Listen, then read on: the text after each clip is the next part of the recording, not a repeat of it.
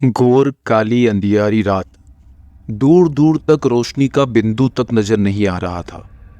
रात मानो काले सागर सी चारों ओर लहरा रही हो। उस पर साए साए करती हवा का शोर और शोर से खड़कते सूखे पत्ते बदन में कपकपी पैदा कर रहे थे। हर कदम पर खौफ और जान का खतरा बरकरार था। मन कोस रहा था उस पल को जब वह कॉल आया था कि जल्दी से मुझसे मिलने आ जाओ, कुछ बहुत जरूरी बात करनी है। उत्सुकता भी लालच से कम नहीं होती। हम निकल पड़ते हैं बिना सोचे समझे, महज ये जानने के लिए कि आखिर माजरा क्या है। भले ही खोदो पहाड़ निकले चूहिया, पर हम तो ऐसे मशक्कत करने लगते हैं जैसे किसी ने खजाने का पता बता दिया हो। पर आज अगर आकाशवाणी भी मुझसे कहे कि इस घने जंगल में खजाना गड़ा हुआ है, तो भी मैं कहूंगा कि कृपया खजाने की बजाय यहाँ से बाहर जाने का रास्ता बताए। मन को स्थिर रखने के लिए हास्य, विनोद, तर्क वितर्क सब व्यर्थ लग रहे थे। बस एक रस से मन भर रहा था, और वो है भयानक रस। जहन में डरावनी आवाजों का शोर सुनाई दे रहा था, जो वास्तव में आ ही नहीं रही थी। मन जब भयभीत होता है तभी सारी भूतिया फिल्मों के सीन याद आने लगते हैं, जो मन को और अधिक खौफजदा कर देते हैं। मैं अपनी उधेड़बुन में बेतहाशा भागे जा रहा था, तभी मुझसे कुछ टकराया और मैं जोर से चीख पड़ा। कुछ तो था, शायद कोई जानवर या फिर भूत। भूत के ख्याल से ही मेरे दौड़ने की गति तेज हो गई, मानो पैर में पहिए लग गए हो। बिना मंजिल और रास्ते के यहाँ वहाँ भटकता हुआ मैं बहुत थक चुका था। अंधेरे में कुछ सूझ भी नहीं रहा था। मैं एक बड़े से पेड़ के तने से टिककर बैठ गया। मैंने बैग से पानी की बोतल निकाली। पानी खत्म हो चुका था। बोतल के पैंदे में चुल्लू भर पानी बचा होगा। विचार तो आया कि इसी में डूबकर मर जाना चाहिए। इस खतरनाक जंगल में भूतों के हाथों से मरने से तो अच्छा है कि मैं चुल्लू भर पानी में ही मर जाऊं। पर इंसान आखिरी सांस तक भी जीने की चाह नहीं छोड़ता। मैंने बोतल में बचे 1-2 घूंट पानी को पीकर ही अपनी प्यास बुझाई। मोबाइल की बैटरी भी डाउन थी। पता होता ऐसी मुसीबत में फंस जाऊंगा तो कभी गाने भी नहीं सुनता। मोबाइल की मध्यम रोशनी में मुझे अपने सामने कुछ दिखा। लगा जैसे कोई उल्टा लटका हुआ है और उसके बाल जमीन को छू रहे हैं। जान हलक में आ गई थी। मैंने कसकर अपनी आंखें मींच ली। भगवान को न मानने वाला मैं आज तेज आवाज में हनुमान चालीसा पढ़ने लगा। भूत पिशाच निकट नहीं आवे, महावीर जब नाम सुनावे। मन में सकारात्मक ऊर्जा का संचार हुआ और हिम्मत भी आ गई। मैंने आंखें खोली और मोबाइल की मध्यम रोशनी में सामने देखा तो बरगद की जड़ हवा में लहराती हुई दिखी। जान में जान आई। मैंने राहत की सांस ली। राहत कुछ पल के लिए ही थी। मैंने देखा दूर 2 चमकीली आंखें मुझे देख रही है। बस आंखें ही दिखाई दे रही थी। ये भी पहचानना मुश्किल था कि वह आंखें इंसान की है या किसी हैवान की। बड़ी भयानक आंखें लग रही थी। मैं पैर को सिर पर रखकर वहां से भागा। अब भी लग रहा था कि वह आंखें मुझे ही घूर रही है। दौड़ते दौड़ते मैं एक कुएं के पास पहुंच गया। लगातार भागने के कारण प्यास से गला सूख गया था।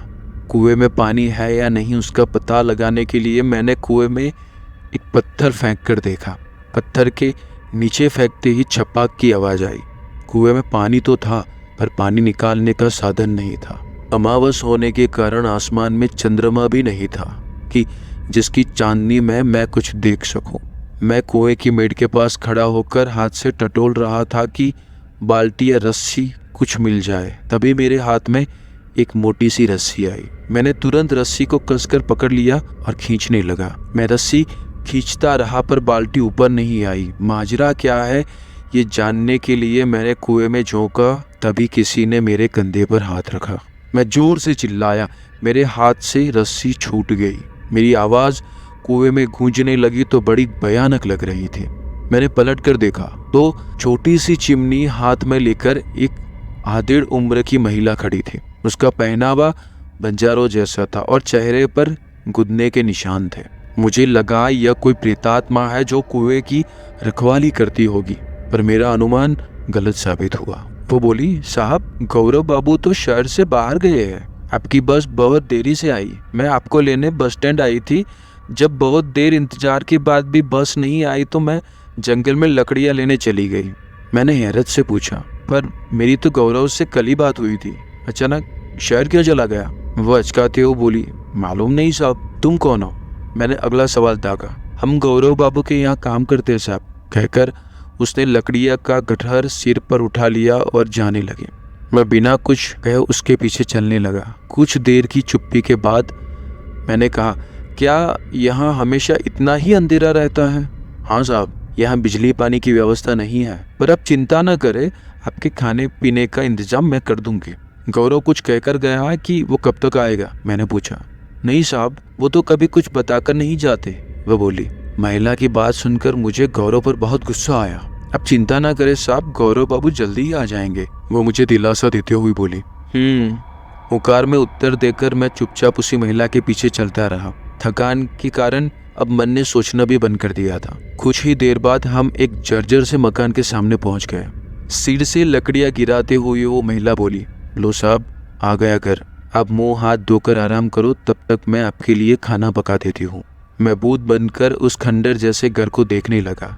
क्या सच में गौरव यहाँ रहता है? कैसी भयानक जगह है।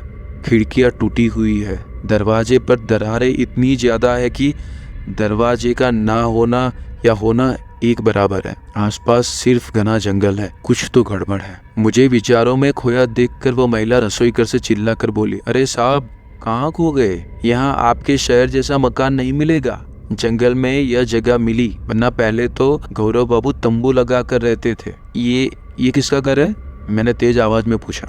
पता नहीं साहब, बहुत समय पहले से खाली पड़ा था। मैं जंगल में लकड़ियां लेने आती हूँ तो अक्सर इधर से निकलती हूँ। यह घर गौरव बाबू को मैंने ही बताया था। इसी बात से खुश होकर उन्होंने मुझे काम पर रखा था। मानो मैं कोई डिटेक्टिव बन गया हो, उसी तरह उस महिला से सवाल खोद खोद कर पूछने लगा। तुम कहाँ रहती हो? मेरे इस सवाल पर वो कुछ देर के लिए चुप रही, फिर बोली, साहब मैं तो बस्ती में रहती हूँ। मैंने घर की ओर कदम बढ़ाते हुए अगला सवाल किया, तुमने गौरव को अपनी बस्ती में घर क्यों नहीं बताया? बताया था ना साहब, पर वो बोले मेरा काम इन जंगलों में ही है तो इसलिए मैं यहीं रहूँगा। उसकी आवाज़ सामान्य ही थी। अब मुझे उसकी बात पर यकीन होने लगा। आश्वस्त होकर मैं मकान के अंदर आ गया। रसोई घर के ठीक सामने एक कमरा था जहाँ से लालटेन की मध्यम रोशनी आ रही थी। मैं उसी कमरे के अंदर चला गया। कमरा साफ सुथरा दिख रहा था। मैंने अपना बैग रखा और सामने दीवार से लगे पलंग पर बैठ गया। अचानक रसोई घर से बर्तन गिरने की आवाज़ आई। मैंने कमरे में बैठे हुए पूछा, सब ठीक तो है ना? उधर से कोई आवाज़ नहीं आई। मन फिर से आशंका से गिरने लगा। मैं उठा और रसोई घर की ओर जाने लगा तो कमरे की खिड़कियों से बाहर लालटेन की मंद रोशनी में एक साया दिखाई दिया। मैं ठिठक गया। साया अचानक पलके झपकते ही ओझल हो गया। मेरा दिमाग काम करना बंद हो गया। चित्रलिखित सा मैं जस का तस खड़ा रहा। दूर जंगल से शियार के रोने की आवाज़ें आने लगी। एक साथ कई सारे शियार के रोने की आवाज़ बड़ी भयंकर लग रही थी। चारों ओर घना जंगल, साए साए करती हुई हवा और झिंगुर का शोर मन में डर पैदा कर रहा था। खिड़कियों के टूटे हुए पलड़े हवा के झोंके के साथ चरमराहट की आवाज़ करते हुए कभी बंद तो कभी खुल जाते थे। मैं खिड़की की ओर गया और टूटी हुई खिड़की से बाहर झांकने लगा। तभी मुझे एहसास हुआ कि कोई मेरे पीछे खड़ा है। मेरा दिल धड़कना छोड़ ही चुका था। हिम्मत करके मैं जैसे पलटा तो चीख पड़ा, अरे साहब, हम है मुड़िया। माचिस की तिली खत्म हो गई थी। आपके पास माचिस है क्या? मेरा दिल जोर जोर से धड़क रहा था। हाथ पैर कांप रहे थे। मैंने कांपते हाथों से अपने जीन्स की दोनों जेब टटोली। एक जेब में से लाइटर मिल गया। लाइटर देते हुए मैंने उस महिला से कहा, माचिस नहीं है तो इसी से काम चला ले। हाँ साहब। लाइटर लेकर वो महिला कमरे से बाहर चली गई। मैं फिर से वीरान जंगल को देखने लगा। जंगल के दानवाकार पेड़ भयानक लग रहे थे। तभी मेरी निगाह बरगद के एक पेड़ पर पड़ी। वहाँ कुछ था। मैं कमरे से बाहर निकला और पेड़ की तरफ तेज गति से बढ़ने लगा। अंधेरा इतना ज्यादा था कि मैं खुद को ही नहीं देख पा रहा था, लेकिन उस पेड़ पर वो सफेद रंग की लहराती आकृति क्या थी? राहुल को भूत प्रेत पर जरा भी विश्वास नहीं था। वो एक क्राइम रिपोर्टर था, इसलिए हर घटना को वो वैसे देखता जैसे किसी अपराधी के विषय में जानकारी जुटा रहा हो। वह बेखौफ वह बरगद के पेड़ के पास खड़ा हो गया। आसपास से ही किसी पेड़ से उल्लू की आवाज आ रही थी। तभी राहुल के कान में किसी ने उसका नाम पुकारा, राहुल, राहुल। गर्दन घुमाकर राहुल ने जैसे ही मुड़कर देखना चाहा तो एक जोरदार तमाचा उसके गाल पर पड़ा। अचानक हुए इस प्रहार के कारण वो तिलमिला उठा। गालों को सहलाता हुआ वो चारों तरफ घूम गया। दूर दूर तक कोई दिखाई नहीं दिया। अब तक हर घटना को विज्ञान के साथ जोड़ने वाला राहुल आज न जाने क्यों अपनी दादी द्वारा सुनाई गई भूतों की कहानियों पर यकीन करने लगा था। पसीने की बूंदें उसके माथे पर झलक आई। उसने घर लौटना ही उचित समझा। वो घर की ओर जाने के लिए 2-3 कदम अभी चला ही था कि उसके गले में एक फंदा फंसने लगा। फिर एक तेज झटके से किसी ने उसे ऊपर खींचा।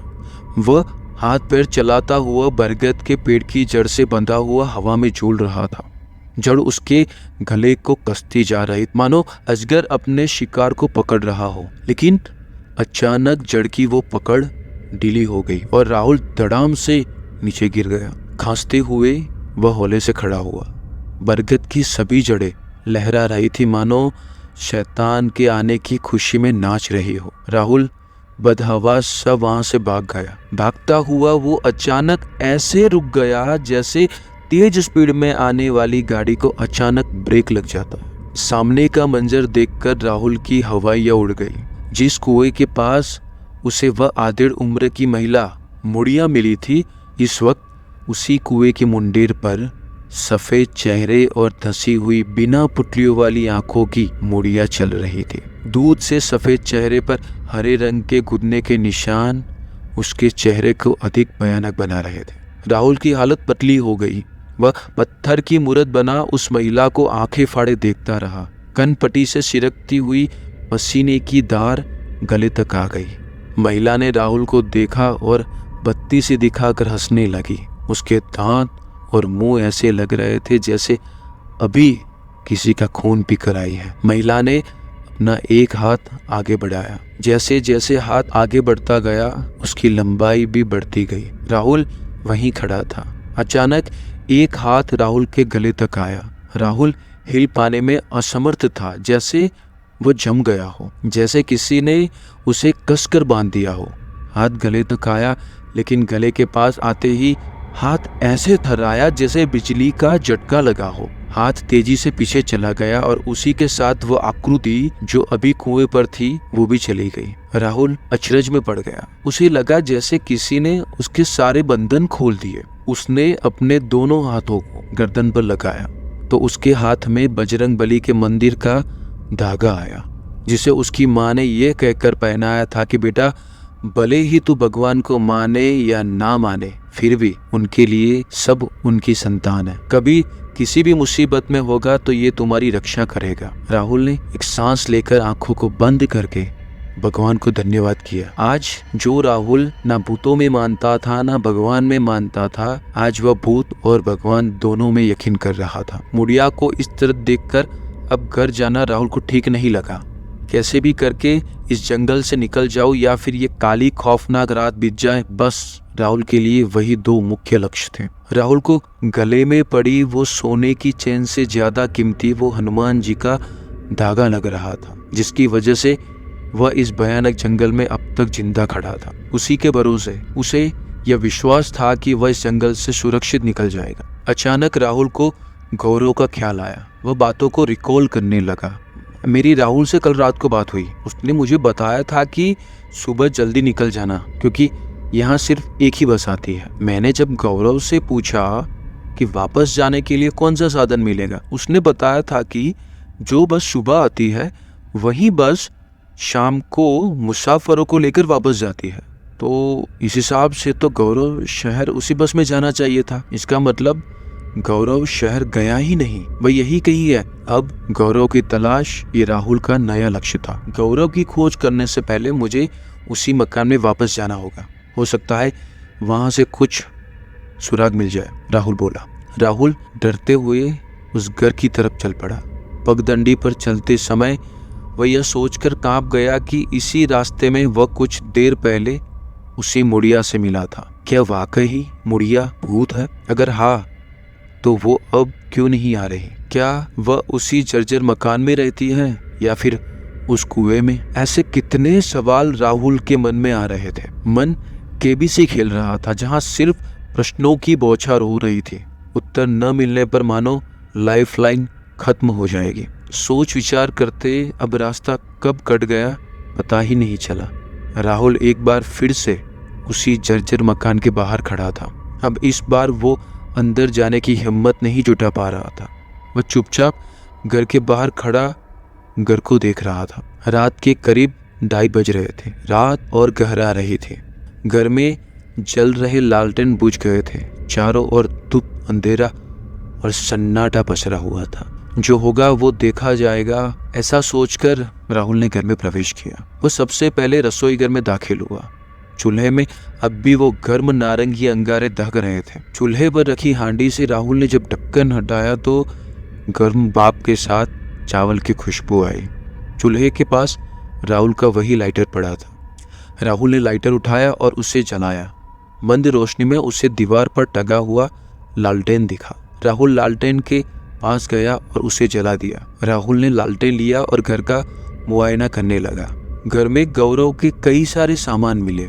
एक डायरी भी थी जिसकी लास्ट एंट्री आज सुबह की थी। गौरव ने लिखा था कि उपलब्धि का जश्न अपने अजीज दोस्त के साथ। इसका अर्थ यह है कि सुबह तक गौरव यही था। उसकी ऐसी क्या उपलब्धि थी जिससे वो मुझे बताना चाहता था? उसके गायब होने के पीछे कोई साजिश तो नहीं? गौरव जंगल की जड़ी बूटियों पर रिसर्च कर रहा था।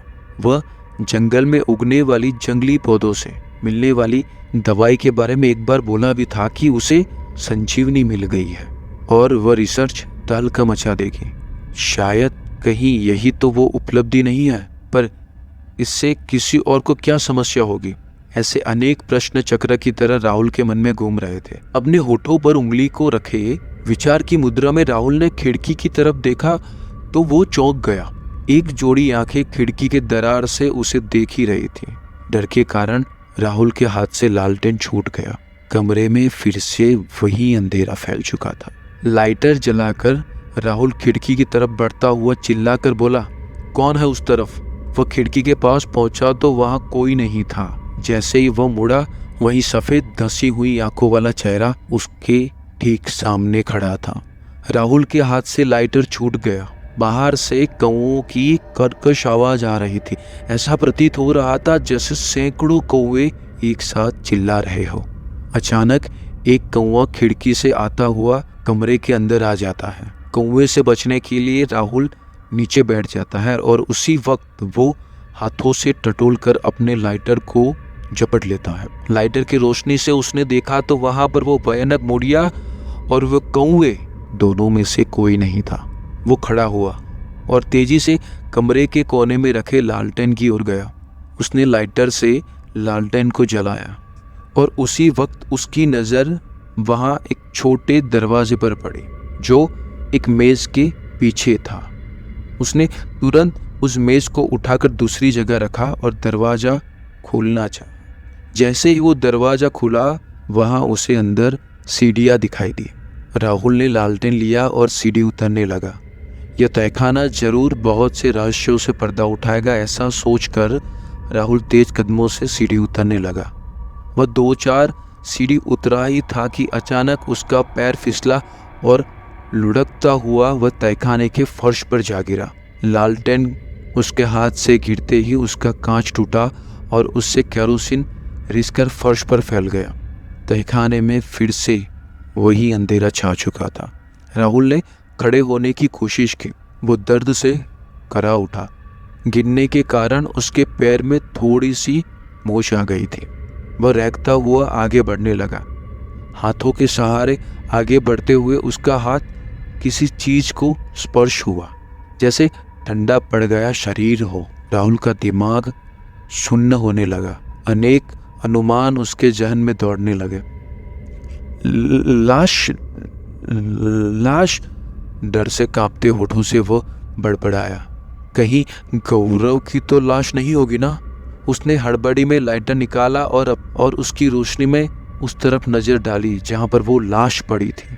जैसे ही लाश के मुंह पर रोशनी डाली तो राहुल चेहरा देखकर चौंक गया। वो चौंका कम और डर ज्यादा गया था। मुड़िया, सफेद चेहरा, अंदर धसी हुई खुली आंखें और वहीं कूदने के हरे निशान।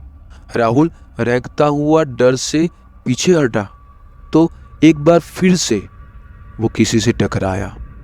राहुल को लगा अब उसकी मौत ही उसके सर पर खड़ी है। गले से थूक उतार कर वो मुड़ा। गौरव, वो कुर्सी से बंधा हुआ गौरव था। वो जिंदा था या बेहोश, यह देखने के लिए राहुल कुर्सी का सहारा लेकर खड़ा हुआ। उसने गौरव की नाक के पास अपनी उंगली लगाई। सांसें अब भी चल रही थी। तुरंत गौरव की रस्सी छुड़ाकर राहुल ने गौरव को झकझोरा। गौरव ने हौले से आंखें खोली। सामने राहुल को देखकर गौरव ने उसे गले लगा लिया। मैंने इसे नहीं मारा राहुल, गौरव ने राहुल से ऐसे कहा जैसे वह अदालत में जज के सामने अपनी बेगुनाही की गुहार लगा रहा हो। राहुल ने कहा, कल जब तुमने मुझे कॉल किया तो सब कुछ सही था, अचानक ये सब कुछ कैसे हुआ? तुम्हें किसने बांधा और यह औरत कैसे मरी? गौरव कल हुई घटना राहुल को बताने लगा। तुम्हें पता तो है राहुल, मैं पिछले 2-3 सालों से जंगल में रहकर यहाँ पाए जाने वाली दुर्लभ जड़ी बूटियों पर रिसर्च कर रहा हूँ। यह तहखाना ही मेरी लेबोरेटरी है, जिसके बारे में ये मुड़िया ही जानती थी। वो भी जड़ी बूटियों की जानकार थी और कभी कभी वो भी मेरी मदद किया करती थी। एक दिन मुझे वह सफलता मिल गई जिसके लिए मैं रात दिन जी तोड़ मेहनत कर रहा था। मैंने ऐसी दवाई बना ली जिसके कारण बुरा इंसान भी फिर से जवान हो सकता था। यही जरूरी बात बताने के लिए मैंने तुम्हें कॉल किया था। ऐसा ही एक कॉल मैंने आयुर्वेद चिकित्सा संस्थान के प्रमुख को भी किया था। उन्हें भी मैंने यहाँ बुलाया पर वो बिना पूरी बात जाने यहाँ आने के लिए राजी नहीं हुए। मजबूरन ये गुप्त बात मुझे उन्हें बतानी पड़ी। मैं इसी चेयर पर बैठा आगे की रणनीति की योजना बना रहा था। तभी मुड़िया मेरे लिए चाय लाई।